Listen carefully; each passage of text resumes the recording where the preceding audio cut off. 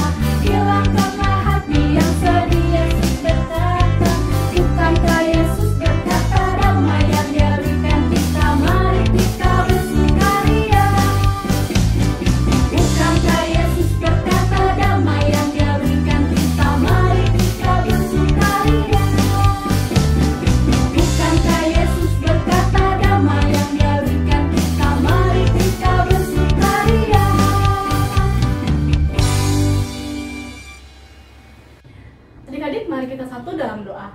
Selamat pagi Tuhan Yesus, terima kasih untuk pagi hari ini. Kami mengucap syukur untuk kekuatan, kesehatan baru di hari baru pada hari ini. Terima kasih karena kami bersyukur. Hari ini kami kembali mau memuji Tuhan dan mendengarkan firman Tuhan. Kiranya Tuhan berkati sekolah minggu online kami dari awal, pertengahan hingga pada akhirnya. Terima kasih ya Tuhan, amin. Adik-adik gimana? Masih sukacita kan? Nah, kalau gitu Kak Fani mau ajak adik-adik di rumah, kita mau nyanyi lagu Oh Sukacitaku.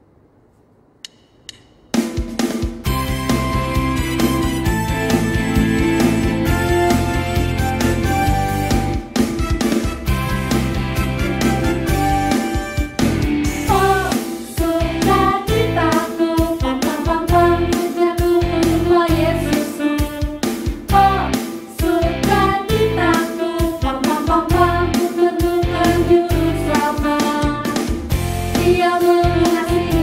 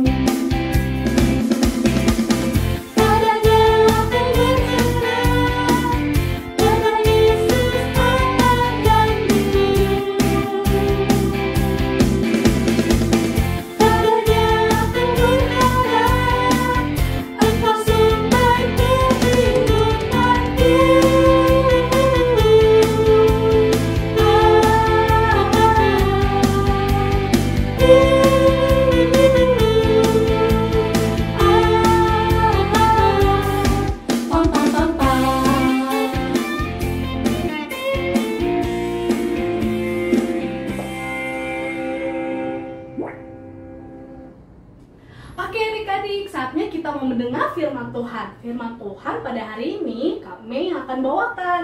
Apakah adik-adik sudah siap di rumah? Nah, adik-adik, Kak Fani mau kasih tahu nih, tema kita pada hari ini adalah selalu ada kesempatan. Adik-adik duduk yang manis ya untuk mendengar firman Tuhan. Yuk kita dengarkan. Halo adik-adik, selamat pagi. Salam damai sejahtera bagi kita semua. Adik-adik sudah siap mendengarkan firman Tuhan? Kalau sudah siap, yuk kita sama-sama berdoa. Mari kita berdoa.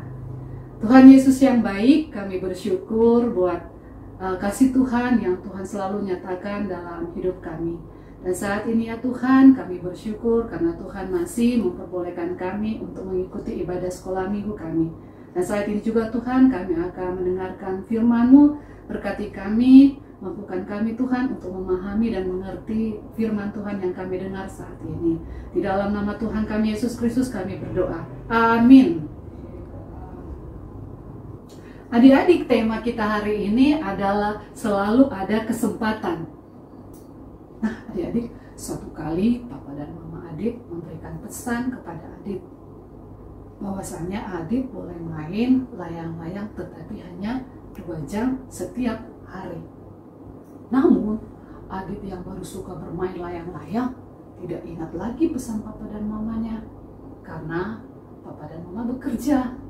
Maka Adit merasa bebas bermain layang-layang. Meski Kak Tere mengingatkan Adit untuk pulang setelah main selama 2 jam. Adit tetap bandel. Dia terus bermain layang-layang sampai sore. Saat belajar, ia mengantuk. Akhirnya tidak ada waktu untuk belajar bagi dia. Akibatnya, nilai rapotnya saat itu banyak yang merah. Adit menangis. Ia malu karena ia terancam tidak naik kelas. Akhirnya, ia mengaku kesalahannya kepada Papa dan Mama dan berjanji tidak mengulanginya lagi. Papa dan Mama memberi pengertian dan kesempatan kepada Adit untuk membuktikan niat baiknya dengan banyak belajar. Meski boleh bermain, Adit memilih untuk belajar. Ia takut tergoda main terus bila keluar rumah. Kak Tere marah kepada Papa dan Mama. Harusnya kan Adit dihukum. Tidak boleh diberikan kesempatan bermain. Adit tidak perlu diberi kesempatan untuk keluar rumah agar dia kapok. Nah, jadi Papa dan Mama menjelaskan kepada Kak Tere bahwa kasih ditunjukkan dengan tindakan memberi kesempatan Adit untuk bertobat, berubah menjadi lebih baik. Kak Tere akhirnya dapat mengerti bahwa memberi kesempatan kepada Adit membuat semua orang bersuka cita. Adik-adik, ternyata memberikan kesempatan adalah hal yang baik untuk dapat membuat seseorang bertobat. Adik-adik, bangsa Niniwe yang mau dihukum oleh Tuhan, ternyata dari raja, rakyatnya, sampai ke hewan ternak, semuanya diajak berpuasa dan bersedia untuk menjalani hidup baru. Akhirnya Tuhan yang sayang kepada kota Niniwe tidak jadi menghukum kota Niniwe. Tunggu dulu adik-adik. Ternyata ada loh yang seperti Kak Tere nih. Ada orang bertobat tapi tidak didukung, malah ngambek, marah, tidak mau lagi bicara dengan Tuhan. Siapakah dia? Itu loh yang masih cerita yang kemarin bersambung masih sampai saat ini. Ternyata tuh Yunus. Yuk adik-adik kita saksikan videonya.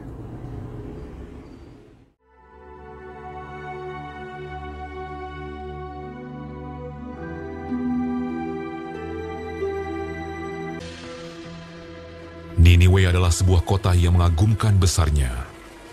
Ketika Allah melihat bagaimana mereka berbalik dari tingkah lakunya yang jahat, maka menyesallah Allah karena malapetaka yang telah dirancangkannya terhadap mereka. Dan ia pun tidak jadi melakukannya. Tetapi Tetapi hal itu sangat mengesalkan hati Yunus. Lalu marahlah ia. Dan berdoalah ia kepada Tuhan. Katanya, "Ya Tuhan, bukankah telah kukatakan itu ketika aku masih di negeriku? Itulah sebabnya maka aku dahulu melarikan diri ke Tarsis. Sebab aku tahu bahwa Engkaulah Allah yang pengasih dan penyayang, yang panjang sabar dan berlimpah kasih setia, serta yang menyesal karena malapetaka yang hendak didatangkannya. Jadi sekarang ya Tuhan, cabutlah kiranya nyawaku, karena lebih baik aku mati daripada hidup." tetapi firman Tuhan, Layakkah engkau marah? Yunus telah keluar meninggalkan kota itu dan tinggal di sebelah timurnya. Ia mendirikan di situ sebuah pondok, dan ia duduk di bawah naungannya, menantikan apa yang akan terjadi atas kota itu. Lalu, atas penentuan Tuhan Allah, tumbuhlah sebatang pohon jarak melampaui kepala Yunus untuk menaunginya, agar ia terhibur daripada kekesalan hatinya. Yunus sangat bersuka cita karena pohon jarak itu. Tetapi keesokan harinya, ketika fajar menyingsing, atas penentuan Allah, datanglah seekor ulat yang menggerek pohon jarak itu sehingga layu. Segera sesudah matahari terbit, bertiuplah angin timur yang panas terik, sehingga sinar matahari menyakiti kepala Yunus. Lalu rebahlah ia lesu dan berharap supaya mati. Katanya, "Lebih baiklah aku mati daripada hidup." tetapi berfirmanlah Allah kepada Yunus, Layakkah engkau marah karena pohon jarak itu? Jawabnya, "Selayaknya lah aku marah sampai mati." Lalu Allah berfirman, Engkau sayang kepada pohon jarak itu, yang untuknya sedikit pun engkau tidak berjerih payah, dan yang tidak engkau tumbuhkan, yang tumbuh dalam satu malam, dan binasa dalam satu malam pula. Bagaimana tidak aku akan sayang kepada Niniwe, kota yang besar itu, yang berpenduduk lebih dari 120.000 orang, yang semuanya tak tahu membedakan tangan kanan dari tangan kiri, dengan ternaknya yang banyak.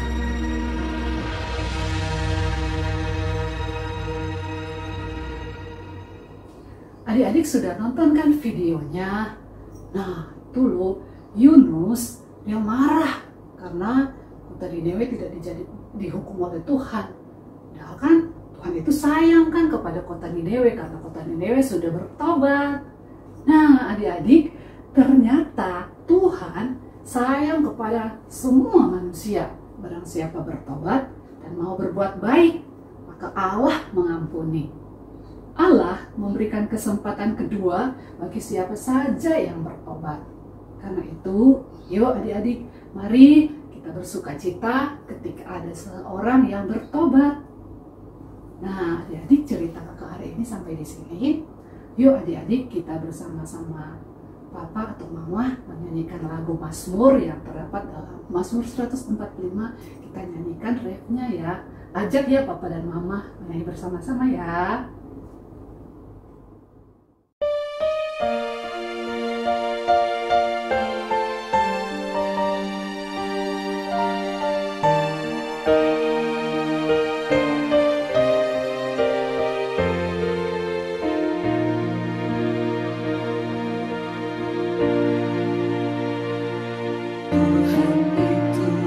Pengasih dan penyayang, panjang sabar, kasih setianya besar.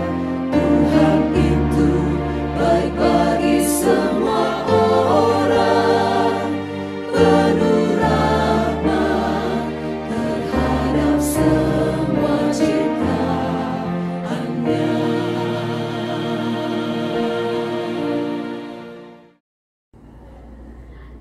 adik-adik sudah dengar kan firman Tuhannya?